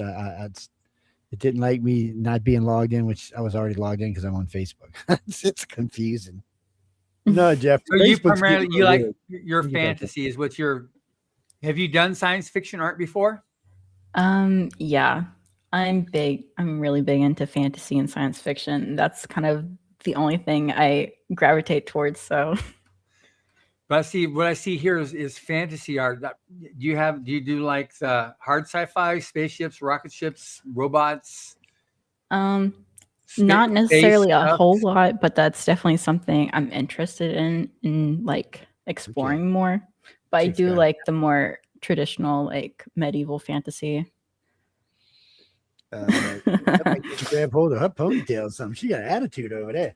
Yeah, that was a caricature project I was working on. I'm thinking, okay, chick, calm down. Whatever they took, we'll get it back. Oh, this looks like a friend of mine's puppy right there. It's so it looks like you're having fun. That counts a lot. You know, I tell people, because when I was talking with, it just sounds like when people are having fun doing what they love to do, it makes life so much easier. It does. It really does. Can you see us, Anna? I can see you. Okay, good. So I was totally rude. I didn't introduce you to Tracy. Tracy is a fellow illustrator winner. I'm on your site and I just followed you. Thank you. There we go. There we go. Hey, using my name over there. I charge for people using my name. You know that. Oh God, I probably look more like the guy in the middle nowadays. No, you can't tell right now because I had to do a TV gig the day before yesterday. So they make me dye my beard when I'm on television. Yeah. No, I'm serious. They are whiny about that. And they have been for about 15 years now. They're like, "Oh no, Joe, that's got to go." What TV show? Okay, wait, where was I? I keep losing. What was the TV show, Joe? Oh, I can't tell. I can tell you when we get off air, but I can't say it on air. Okay. Oh dear. I'll tell you this. It's on History Channel. Okay. No, Gene, they don't. Until it airs, they don't. I don't make the rule. Half the time when I do TV gigs, they tell me, "Oh, it's going to be on 9 months later, a year later." Oh, guess what? It aired. Oh, thank you. They didn't tell me when it's going to air. I don't. No, they send me a paycheck. What do you mean? Of course they pay you. I get 3 times scale now, whatever the hell that is. I think scale's $4.60 an hour now. Yeah. It goes by how much TV you've done, doofus, and how long you've been doing it. All right, Pixie Girl over here. This one over here just looks like I'm Trouble, and this one looks like I'm Pixie Girl. The Pixie is one of my very first Dungeons and Dragons character. Yeah, we're hoping. We're still trying to twist his arm to get Larry Elmore to come. He'll definitely be doing a live Zoom, but we're hoping to get him to come. We just had him as a guest on this show. Yeah, I think 3 weeks ago. And he's got an amazing story, just how he got into art and his whole thing on it. So for yourself, we've got into Tracy and her journey to become an artist. So what's been your journey? Actually, art has been my entire life since I could remember. I've always been, doodling or creating something, or just even compiling weird stuff together. Yeah. And I think my love for fantasy and sci-fi, I think, actually comes from my dad, because he was obsessed with Star Wars and Star Trek when I was little, and so he's not the only dad. So. And Avatar, so I spent a lot of time around that type of stuff, and it really inspired me. There's COVID. Okay. Yeah. And then once I started watching Lord of the Rings and The Hobbit, that's where my pointy-eared characters came from. I get it. Yeah. No, that's Lord great. Of the Rings was fun to watch. So what are you most looking forward to, Anna, on coming out here? The experience. I have never been that far west before. And getting to meet new people and I guess learn from others. Yeah. So is your mom or your dad or both coming out with you? We haven't really talked about it that much because everything's been so hectic since the holidays. Just been running around. Yeah. Yeah. How did it go on the illustration project? It actually went a lot smoother than I expected it to. At first, it was kind of a rough start, but luckily, I'm glad I pulled through. Yeah. Well, mean, we have every confidence that, as a winner, that you're able to actually pull through the biggest barrier we normally run into is the artists themselves thinking, I can't do it. I'm not this, I can't that. And just, Yeah. That's why something like Echo is really good to work with the illustrators, because she's such a good art director. She is. She's fun too. Yeah, we did converse a lot when working on the illustration. Yeah. So now, so you're in art school. So do you have a particular goal yet with your art? Currently I'm my 3rd year as an illustration major. But I'm kind of the person that's interested in every aspect of art. Well, that's cool. So it was kind of hard choosing a major between like comics, illustration, or like game design. So I chose illustration because to me it feels more of the in the middle. It's more flexible. And so in the future, I want to do a lot of visual development for like stories or video games. Yeah. Well, the thing I've gotten from most of the judges is that being steeped in illustration, how to draw people and items, but being able to draw is the basis for whatever you want to do in art. That's the thing that gives you the best grounding to be able to move into, whether it's going to be comic or going into traditional or going into strictly commissioned stuff or doing gaming or whatever it is. Yeah. Being able to draw is what's most important. Yeah, I think that's where college played a lot into, because even after my first year, I could tell like a drastic difference, because the amount I was drawing compared to high school me is like 10 times or even 100 times more. And I was like, that's really crazy. Yeah. Yeah. I just had Christina Hess, who is the director of illustration at Ringling College. Mm-hmm. And just an amazing woman. She's just like so talented. She's got 5 coins with the U.S. Mint, but she's the art director there and teaching illustration. And what she goes into the importance of attending art school for someone that really wants to learn art, that it forces you to get other grounding besides just your favorite hobby horse, like, yeah. I like doing pencil. I do pencil. My thing is pencil. But then if you never get out of that, then you become into that and you don't really learn all the other aspects of art, which you need to be able to do. And like with what happened just recently with the pandemic, the artists that could switch gears, and before they were all they did was go to conventions, but then no more conventions for a couple of years. So then they were able to switch gears and do online and do stuff. Let me ask you a question, totally off subject here. So I noticed I'm going through your art, and I know some of it you have. This comes from my psychology. I can't help myself. I know some of it's you got different dates on it. So you seem to have. How was your year in 2014? What was going on? I'm just nosy. I know I'm just being just nosy. I think I was in 4th grade in 2014. So like 10 years old. So you were remembering backwards. That makes it even more interesting. It's because when you look at things, when you look at different, it looks like there's a different years you were having different attitudes, but it's more than that. It was more like since you were remembering, I guess it was things that you picked up in your subconscious, and then you decided to add it as a character. That's really interesting. Yeah, Instagram really captures my growth as an artist. It does. It's I wouldn't go around telling everybody that, but I'm just I had to ask because I was looking at stuff and I could see there was definite differences in attitude from this to this to this to this. And of course, as we grow, life changes. Fortunately, unfortunately, it does tend to be a pain in the what sometimes. Yeah, because I was 14, my stick people faced the left, and then as I got older, my stick people faced the right. Yes, mine are just ugly, so they don't need to face anyway. Yeah, a lot of these older images are from like middle school to early high school, so it was a lot of you can tell, self-exploration. Yes, that's those hormones kicking in. It's but I mean, all of it's good work. I'm not trying to pick on you or anything. It's just I had to ask. It's just one of my other jobs I do makes me ask stupid things like that. Um,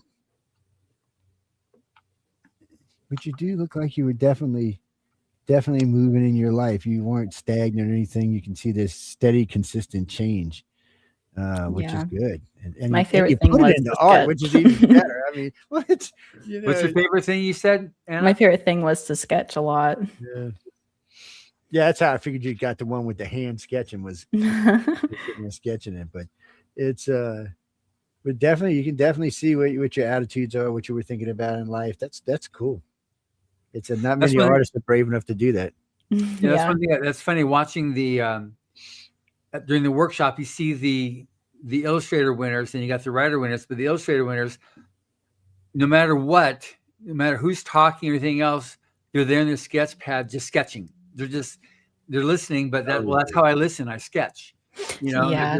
they're just sketching constantly. Everything has sketches on it, no matter what paper you've got. Tracy, you keep a sketch pad with you? I do. I'm like enjoying looking at this, and I'm wondering, did she grow in confidence, or did she feel there were big developments through here? Yeah, but when you're looking, it seems like this boost of confidence, and then maybe a Yeah. little subtle. I got kicked, and then boost going back up again.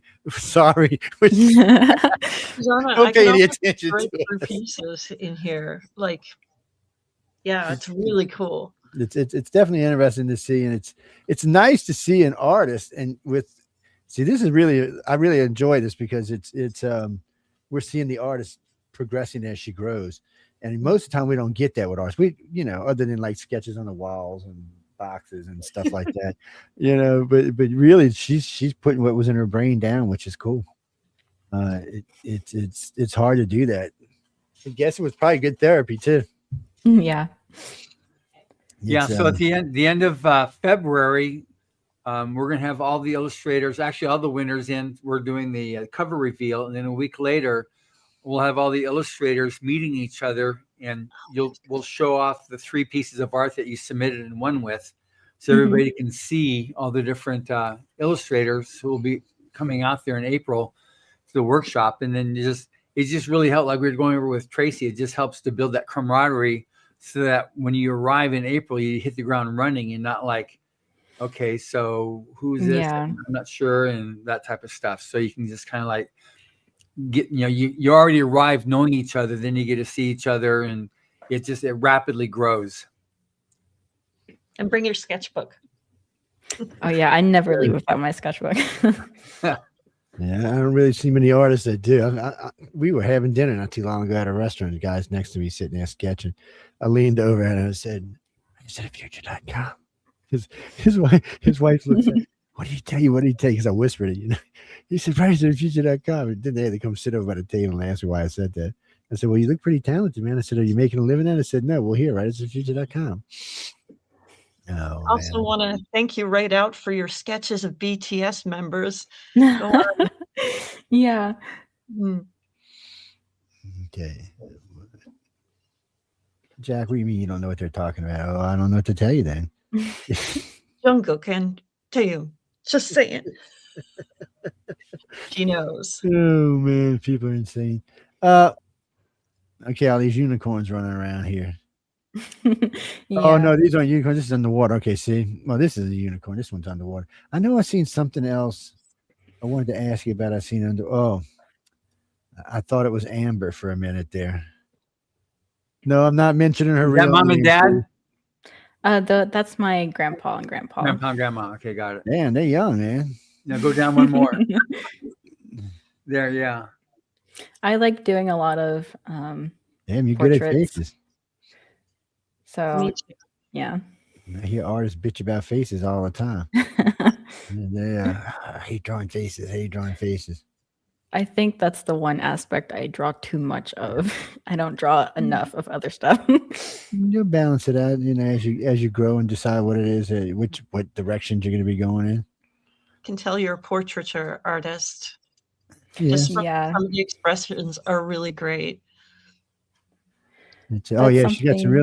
some really good faces going on here. Ain't no doubt about that. Matter of fact, I was thinking there was a couple of them. What was I watching the other day? A friend of mine was making me watch one of the new Japanese cartoons. This Anime. chick right here looks it's an anime. She looks a lot like this chick right Yeah. here. And he was driving me crazy. Him and his kids have got like an obsession with this stuff. I'm like, dude, how old are you? He's like, I'm 45. I said, you shouldn't be watching anime at 45. He's like, I ain't giving up my anime. I was like, well, because I was supposed to go to Dungeons and I Dragons. think if Tracy was here right now, she'd be whacking you with that wand. Mangaka are amazing artists. Oh, I know. I'm not saying I'm not saying they're not. I'm just saying he's let his kids watch. He don't need to be watching. I just want to take the piss out of him. That's He's got an obsession. They go to everything they can, man. They meet everybody they can. And they do regular cosplay events too. So they have a lot of fun. But it's funny because no, he's 50, isn't he? Because his youngest his oldest is 16. The whole bunch of them crazy. His wife stays home there. She's like, I'm not going with you crazy people nowhere. They have a good time. I've seen them a couple times. They're always having fun. Whatever they're doing. They just look like the pumpkin I had this year. Yeah, those are some of my old Inktober drawings. Yeah, they look really good. I love how you're using the light on that one with the pumpkin. Like I love going through this because there are points at which you can see you're making breakthroughs and you're just gaining ground. And Yeah, it's so cool. that's how I felt during my sophomore year of college, is because I went through so many breakthroughs because I had one class, I think it was called a digital media class. And so my professor, he works for Wizards of the Coast. And so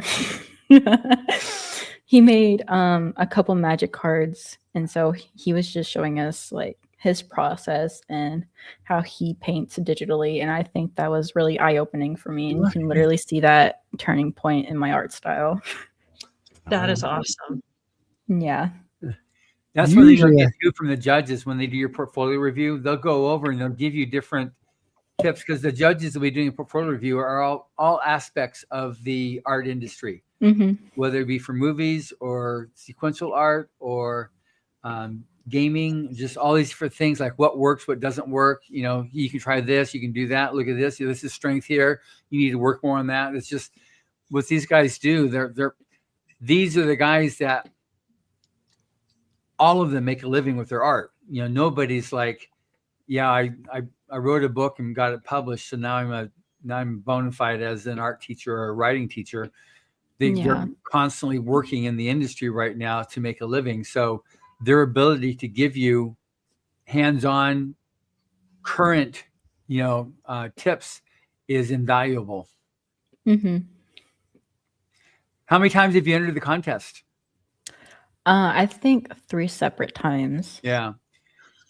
And then I think I asked you this, but any of the particular so you're looking mostly to the meeting people in the workshop, but have you seen any of the past galas or pictures of the galas and that type of stuff on their website? I think I've only seen a few of them. Yeah. Do you have your dress picked out? I do not. And nobody does. Don't feel bad. Well, some of them actually do. They just like, oh my gosh, I've got to get I need a dress. I need to figure out this, So, but it's a fun thing because the workshop, the pictures you're going to meet amazing people. You're going to be building friends for life. But you also be doing a lot of media, and the event itself, you'll be able to start building up your own archive of media. So when someone's looking for an artist, they will see yourself, Tracy. They'll see you, Anna. And they go, okay, well, they're very nice. They're very personal. I like, I like how they present themselves.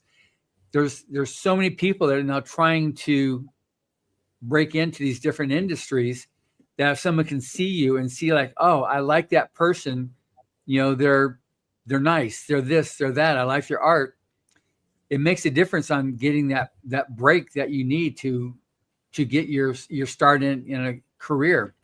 And it's something as simple as that will make the difference. You got somebody you have two amazing artists. One person's a jerk and one person's a very nice person. And you're an art director.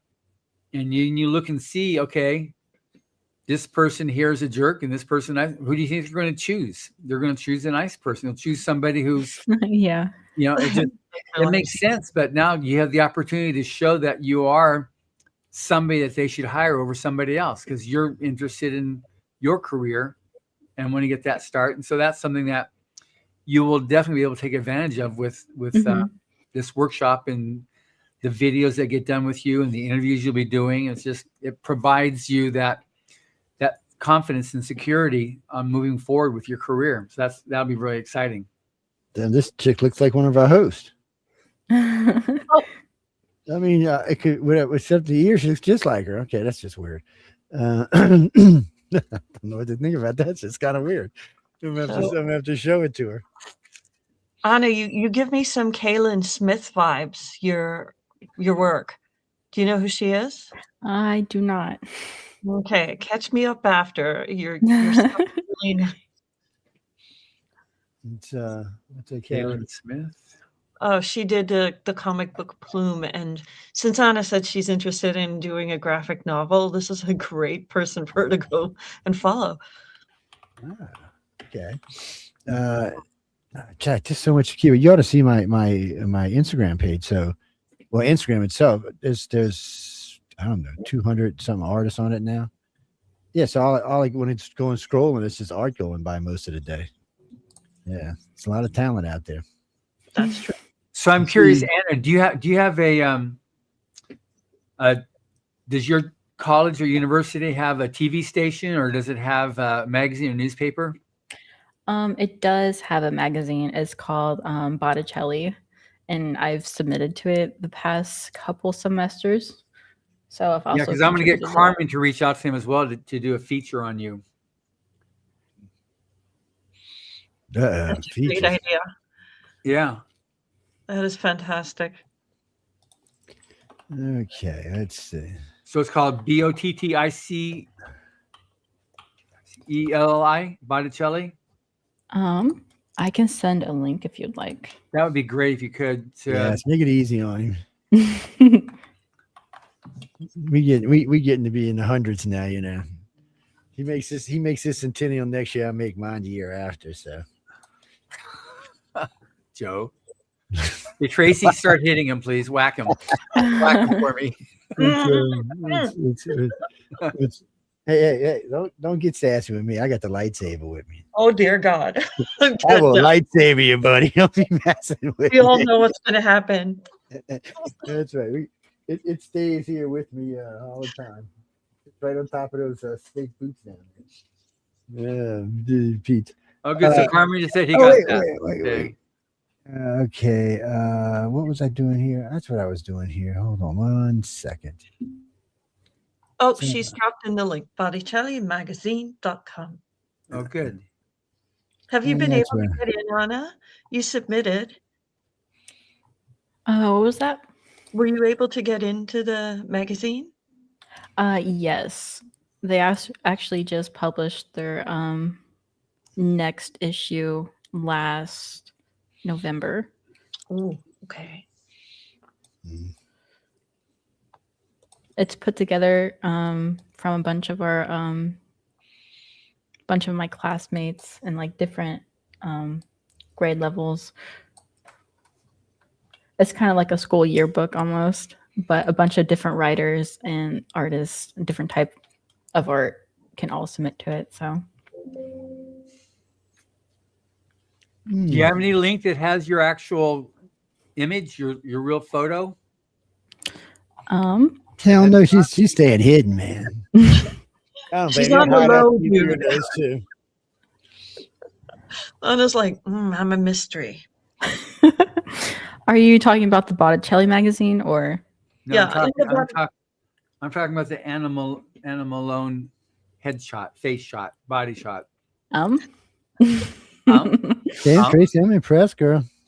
Oh, thank you. Thank you. And there, of course, is that's the horses you're looking at, storm horses. Yeah, that's the one we were talking about earlier. Yeah. and you can really see there's so much teal and so much pink in there. It's a lot of neutral colors to make it more sophisticated, as they tell me. It's pretty. It's it. Thank you. People, you know, especially these days, people like pretty stuff. So, you know, I was thinking, People like pretty let me get back to the screen for a minute so I can actually see y'all when I'm talking. That's so rude to do that. I forget where I'm at sometimes.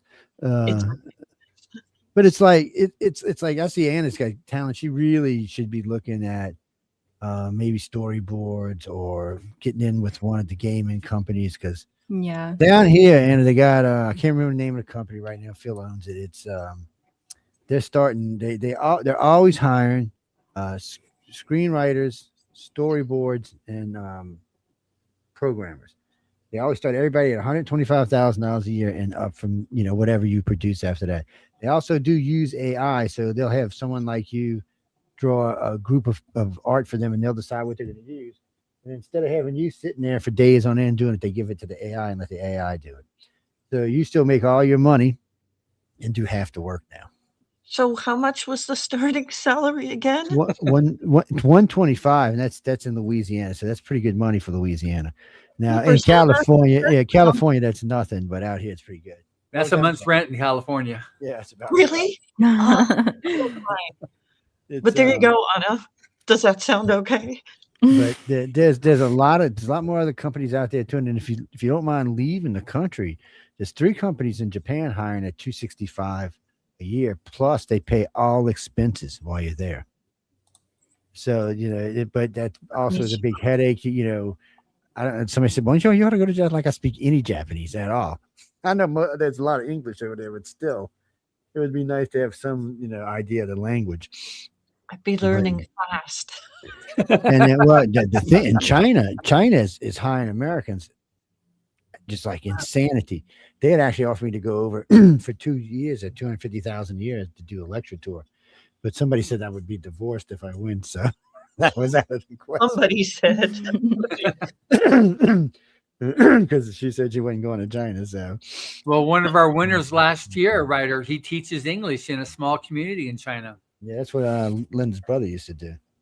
I think it'll be fun to travel the world and work. It is. It's a good way of doing it. A good friend of mine. Great idea. I got a friend of mine right now. She's in Singapore right now, teaching English at $225 a year plus bonuses. And get this, she only works 3.5 days a week. So they give you. China does the same thing. They give you 3 days to 3.5 days a week to tour around their country and look at stuff. And a lot of times they will even set up the tour for free, and you just hop on the bus and go. Yeah, you would want to do that. China's gorgeous. Oh God, I wanted to go bad, but like I said, it wasn't worth getting a divorce over. And right now, China's probably not the safest place for Americans. But I mean, it's not the worst place, but it's probably not the safest place. It's kind of straight. I love these. See, both of y'all are fabulous with faces, man. This is like a typical portrait artist person, whereas I'm like, what am I doing with the background? Okay, so in Bravery, you can see there I'm putting in standing stones, and I'm like, because I'm Irish, right, in my past, so but I feel like at least, Anna, we have a thing in common because we both did our like kind of trademark witch. Mine is Agatha. Yeah. I mean, both of y'all have a great use of colors and great faces. I mean, let me tell you what, we get a lot of artists come through here, and they're not all good at faces. Some of them will deliberately, like, you know, show you half a face or turn the face, or which I can understand. But you know, when you're showing full faces, that's like bragging rights almost. Oh, no, really, it is, because I mean, a lot of people just can't draw faces. Now you see these would do great on the Gulf Coast if you could get them down where they could see them at any of their fairs or things down here. All of these would sell instantly. They love these kind of colors down here. They just it's a freaky anything in those colors. It could be dolphins or fish or just seaweed for that matter. I don't think they actually care. It's just the color thing. It drives me crazy when I'm out in places. I also do fan art, by the way. That is the Pendragons is Shively, so that's Howl's Moving Castle. This is a really cute little painting, and I noticed you do it too, Anna. Yeah. it one of your favorite things, or did you start out there, can I ask? I did start out doing a lot of fan art, but unfortunately I haven't been able to do a lot of it recently. Because of art school? Yeah. How are you liking? Good. Well, I know a lot of the learning curve starts off fan art or just trying to emulate your favorite artist, and then you kind of like how, and even the instructors I've talked to, like Christina Hess from the one I just interviewed, and Echo, they're talking about how, you know, how do they do the brush strokes? How do they do this? And so emulating your favorite artist can give you like, how do they do that? How do they do that? And just by like building, like seeing how they did it enhances your own growth of style. You know, so you're not going to always stay like that artist, but you're like, oh, that's how they did it. And then somebody else, how they do that. And then, then you start getting more certainty on your own, what you want to be able to do. But it makes a difference knowing how the masters did what they did, because they're the masters. True.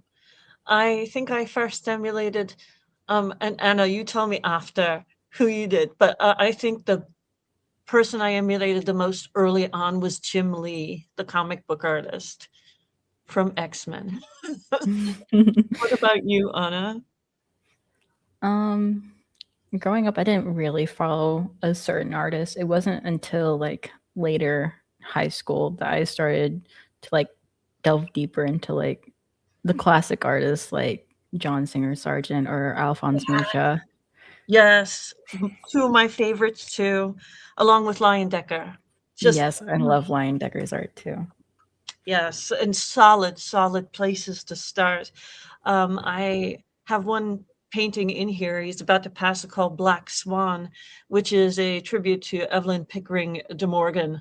And this, I've just she's a kind of an old master, but a woman, and her stuff is so dramatic. So if you haven't seen it, highly recommend it. Again, just really solid learning material for someone who's young and just wants to be a woman artist who's great. Okay. Jackson, you can buy it right now. Look, there it is. 11:30. She's sold. I'm sorry, she's already gone. She went just last month. Oh, you see, you waited too long. You could have got it for a measly $1,830. You should have bought it. I can see y'all gonna spend some time with me on pricing. He should just sell our stuff. That's it, Anna. I'm telling you, I buy a lot of art. I go through. Maybe rephrase that. I buy a lot and I sell a lot. It's I have a unique way of finding oils and other pictures that are for good prices and sell them for double, triple, sometimes quadruple. Gravy. Yeah. It's well, because you know the attitudes. I'll tell you a secret about all of this, and this is for every industry there is. The world runs on attitudes. Sometimes we're angry, sometimes we're happy, sometimes it's funny, but it's the whole world. It's not just us. It's not just the United States. It comes in waves. It's always come in waves. It's the reason we do our news media the way we do it. It's the reason we do a lot of our media the way we do it. It's because we know there's a particular type of wave. There's two waves running around our planet right now. One that's really ecstatic and one that's really miserable. Both are great for selling art. They're great. You've got one side of the planet that is just tickled happy with the orange guy, which, you know, and then you got the other side of the planet who is not. This is the first time in the world's history that actually can be defined this way. He's the only president that's ever been able to do this, the only leader that's ever been able to just basically say, okay, to y'all and to y'all. So I've been noticing if you're on the one side, you're happy, they're buying a lot of happy stuff. And you happen to be on the other side, they're buying a lot of miserable stuff. And that's what they're buying. But it doesn't matter. It's just a way of knowing what market's out there. So like if you went to New York doing what I like to call the blue ladies, they had the blue lady protest, and you've got anything that's halfway angry, but with color in it, it will sell. Now you won't even get it back in the car. You just won't get it. Because they're angry and they want something in. They want something that shows what they are. If you happen to go to one of them rallies where everybody's all bubblegum and popping around like, you know, they're on some kind of good drugs, they want something happy. And you can see it when we're doing a couple of my friends own some really big flea markets down here. I would just like someone to, I would love any condition where I take out a painting and I can't put it back in the car. Well, that's always a good thing. Well, that Dragon Con's good for that. I mean, as long as you're a decent audience, Thank you. Dragon Con's good for that. I mean, Now, one thing too, both of you, just what Joe just said, as winners this year, you'll be able to get pro passes. Because we'll arrange that for you. You need to bring yourself there, but we can get you to Dragon Con. We can get you to FanX Salt Lake as professionals to be there to sell your stuff at our booth, and for both of you. That's one of the perks you get as a winner. Guys, they've got a great booth on a corner. Yeah. The owner of Dragon Con happens to like John, so he comes by. I mean, look, if you're going to sell something, that's what you're going to sell. I mean, you can always go get a slot yourself. I think it takes 2 years these days to get one. But yeah, no, you're not getting in there anytime soon. And it's not cheap like it used to be, but it's a lot of fun. And I've sat there, John and I have done interviews, just sitting there chit-chatting of watching them work. They're constantly selling books. It's just nonstop. Yeah. Somebody's buying something. The illustrators, sometimes they're selling, sometimes not. Sometimes they're handing out cards. I always love illustrators' cards. They're always so cool. Illustrators always make the coolest business. They're glittery, and I wish I had one near me because they're so cute. Let me see. I tried to explain to the authors the bookmark is a cool thing, but it's a pain in the ass to try to carry around in your pocket or something. So, I said, give me something. When you come out we'll send you like what you should bring with you when you come. But in addition to your sketch pad, if you got business cards, bring them, because you're going to be meeting a lot of people at the awards event, and just fellow illustrators and judges and stuff like that, to be able to give them your contact information really comes in handy. Hopefully you have cards on, huh? So you always got to have that, Oh, God, speaking of that, I need to print some of my own cards. I'm preaching y'all about, I need a new design this year. I didn't think about that. We're changing all our banner designs in the station this year, and I sold my construction company last year and retired. Well, sort of retired. And so I need a whole new design for the station business card. I didn't even think about that. Only you knew some artists. Yes, if I only knew some artists, yes, I know. I'll have to go see. It's because I'm not, I was talking this with my station manager the other night. I'm not sure. Usually I have something in my head that I can give to an artist and they can really, work it out. Right now, there's just nothing there other than either some kind of weird reds or some kind of weird blues. The station's been in that neon green for 15 years at least. So he's ready to go abstract. It's ready to go somewhere, that's for sure.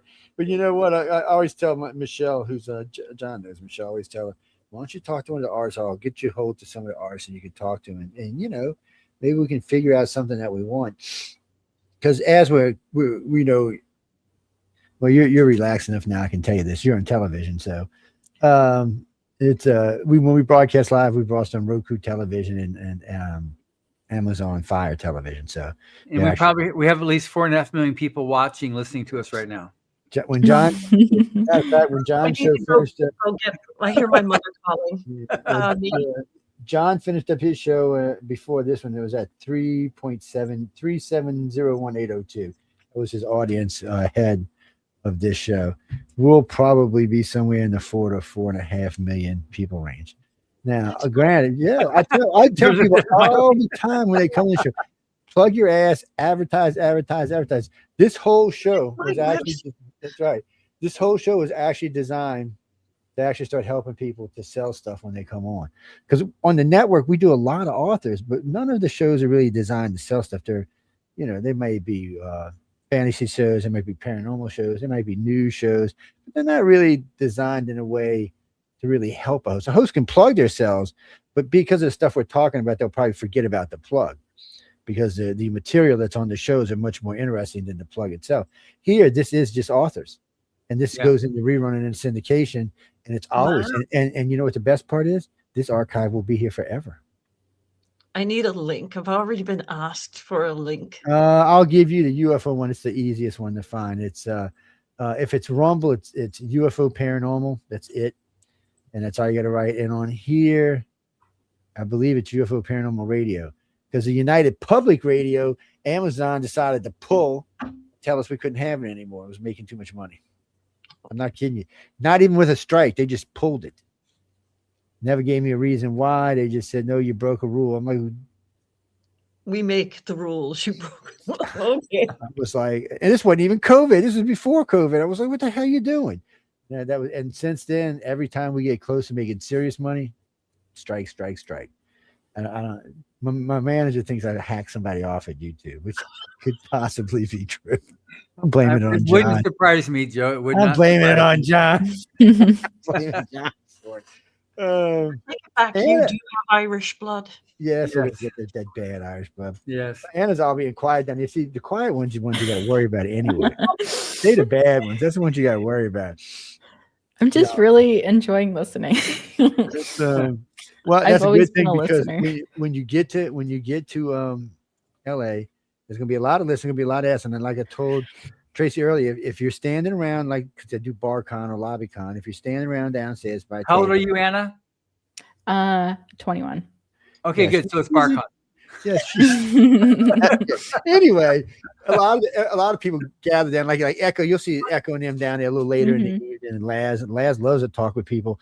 They'll be down there, and whoever else is down there, you usually see them down there. If you see someone or there's a conversation going on, but you don't feel comfortable getting into it, just tap me on the shoulder. I'll bring you over and introduce you properly, and they'll suck you in, and you'll be lucky if you get back up to the room before midnight. Yeah. It's because they get in serious conversations. I mean, some of them are like, okay, I've been doing this for, nope, it's above my head. Time to go do something else. It's just time to go on. And but it's great. And everybody is there. Everybody wants to talk to y'all. Everybody wants to help y'all. And it's so cool because you learn a lot of new techniques on, but it's way more than that because you don't just learn about illustration. You learn about the business part of illustration. Yeah. How you're going to make money and how you're going to sustain money and what you should be doing at this point. So these are things that you can't hardly even pay for these days without taking a business course. So it's a great addition to it. Whether you've had school or not, it's still a great addition to it. A lot of the artists who have been 3, 4, 5 years of school are like, oh, this is just fantastic. I can learn 3 years of school here in 1 week. Yeah. That's the hard part. So, So and don't be scared to ask questions because they want to hear questions. Matter of fact, you better watch for Echo. If y'all ain't answering questions, you're going to start giving y'all trouble. And when you see her, make sure you got a pad in your hand, scratching it. I love her to death, man. But she's tough. She's so great to have around because she really knows what she's doing. And I love when they. What day is that? Oh, that might be a secret. I might not be able to tell y'all that. oh dear God, what is going to happen? Okay, it's nothing bad. Well, see, they do the writers have to do a 24-hour story. So there's a version of that for the illustrators. It's just not. Are you serious? Yeah, they have to 24 hours. They have to produce the story, write it, get it in. And some of the illustrators, I mean, some of the writers, they done. We're going out and have cocktails. Some of them 5 in the morning. That's still again. Hustle. It's a blast to watch. I got some really good pictures of people down in the lobbies trying to figure out what they're going to write. Tim Powers harassing them about taking pictures of them because it's great. So there's a version for y'all. I don't know if I can tell y'all or not. No, you can't because there's not. You don't have a 24-hour. You do have some projects you'll be doing, but it's a different thing. It's for artists, but it's really cool because you got, like I told Tracy, Anna, you're going to have live illustration. One thing that's really fun too is you have this one thing where we have a big costume closet downstairs where near where the theater is, where you're going to be doing your workshop, and you all dress up and you pose and model for each other for projects. So you learn how to do that. Yeah. And so you'll be doing all types of modeling and stuff like that and creating, taking photos and all kinds of stuff. There's just a lot of fun, just, the business of art. And Echo loves that. That's what she does. Oh yeah, she does. Introverted at all, Anna? Am I what? Introverted in your opinion? Yeah, yes, actually. She sounds a tad bit on it. This is Trust just me. going to be When we get done with y'all will not be introverted anymore. Trust me. You'll be like, what's introverted? I'm not introverted. Matter of fact, we'll be lucky if we can shut y'all up. By the time this is all over with, we'll be lucky if we can shut y'all up. Y'all will be like, God, I got all kind of stuff to say. Yeah, I told myself that this is the year of stepping out of my comfort zone. Well, we're going to make it easy for you because there's a lot going on down here, and everybody here is there to be nice to you. Yeah. No hostile press, no hostile anybody. If you want anything hostile, you can just go back to your Facebook or Instagram or X. Here, you're not going to get that. It's very nice. I mean, it's for me going to attend because I've attended a lot of conferences and award ceremonies over the years and different groups, but it's for me it was kind of everybody's nice and consistently nice. It's scary almost. It's I mean really, I mean they go out of their way to be so nice to y'all. I was thinking, I know it's a contest and all, but I mean, no one has to be that nice. I was like, but they are, and it really relaxes you enough that you can get through what you're gonna be in there. It makes you feel comfortable. It doesn't make you feel like, oh my God, the end of the world's coming or anything like that.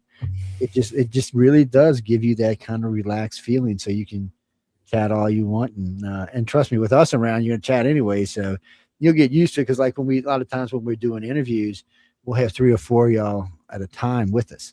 Yeah. So like John may have 4 or 5 people in the room. I may have 4 or 5 people in the room, but there's always at least that many. And so you'll all be on one of the podcast episodes that we do, and that's a lot of fun too. Yeah. So y'all are gonna really enjoy it. Plus, remember, any of my podcasts, anything that comes off the author's quill, you have the right to use. So like just now, we just showed both of y'all's artwork, quite a bit of it. If you wanted someone to know who you are, get a little bit better understanding, you can just give them the archive and say, well, this is me.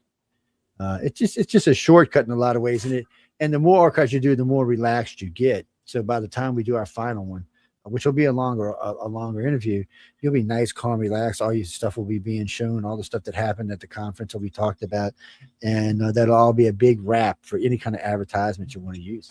Yeah. If you're out trying to meet somebody, you want a client and say, here, this is who I am. It makes life way easier. It really does. But it's what we're here for. We're all here to be nice and sweetsy. John said I don't always have to be nice, but most of the time. Sweetsy. Anyway, so this is just something that's, this is our 42nd year, like we mentioned to Tracy. We break 1,000 writers and artists being published for the first time in volume 42. And that's the whole, when Elvin Hubbard created his contest in 1983, that was the purpose, was to provide that ability for creative talent to be have their work seen and acknowledged. And so we've been doing that, and we've got about 62% success rate of winners that have gone on now to successful careers in either writing or art, which is we've had several review publications saying nothing's better than that in terms of its success rate and helping introduce people into these life work forms. So this is very good. I'm having spent an hour with you now, looking at this black box. I'm really looking for this. Like, you've succeeded in creating this mystery sandwich. Like, who is this girl? There's okay, there's Anna. Mystery sandwich.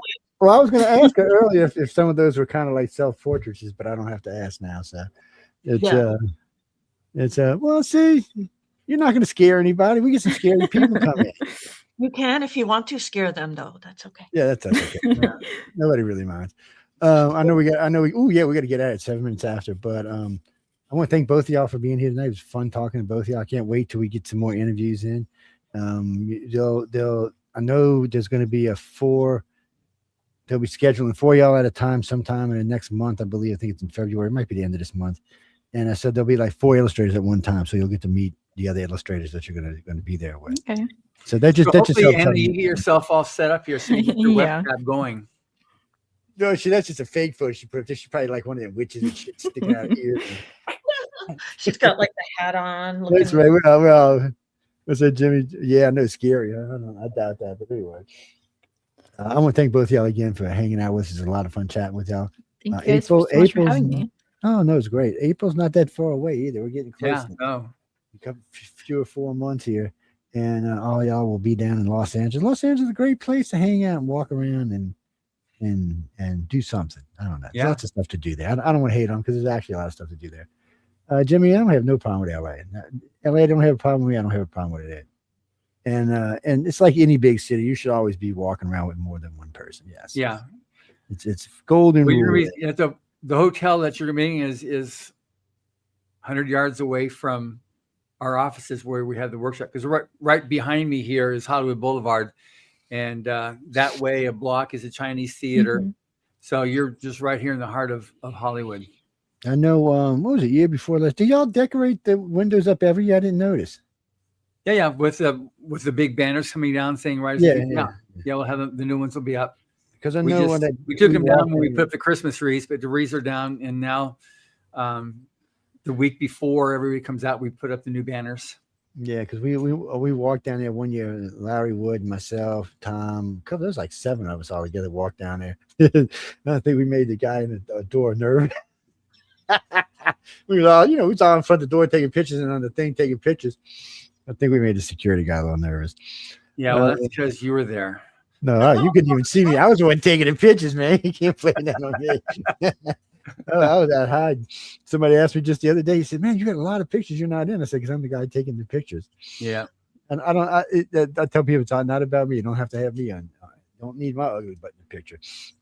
Trust me, there's lots of pictures of me out there. But anyway, we're going to get out of here. I want to thank y'all again. John, I'll talk to you in a second. Ladies and gentlemen, remember, the chat's coming up next. Yeah, the chat's a different show, so we can talk about different things.